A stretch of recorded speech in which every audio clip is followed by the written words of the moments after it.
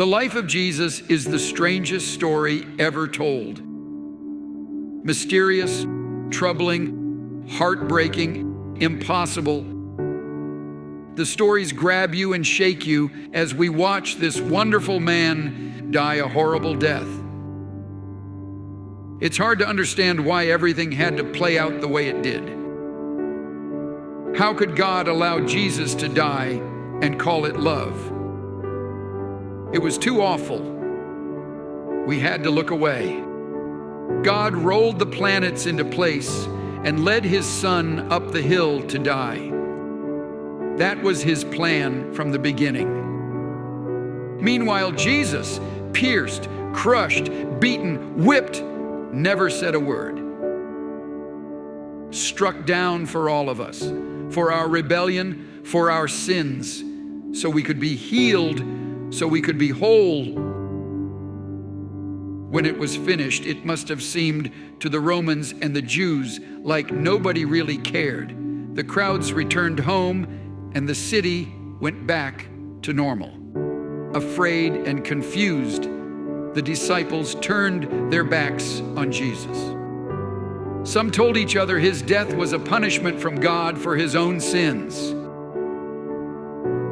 It is so hard for us to see strength in weakness. Jesus talked about that all the time, and in the end, he demonstrated it for us. What Jesus did on the cross was by far the hardest thing anyone has ever done.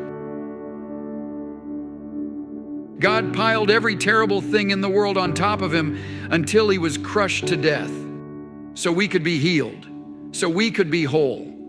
And still we turn to our own way. Like sheep, we go astray. But God embraces our human freedom. It's part of his plan and purpose. We all have to choose what to do with Jesus' death. Examine the awful facts and not look away.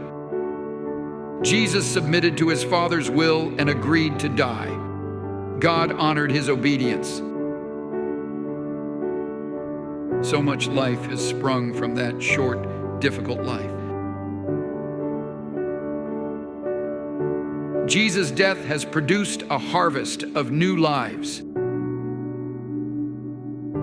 Now those who care nothing for their life will keep it for eternity. Over the centuries, so many people in the church have willingly died for this truth.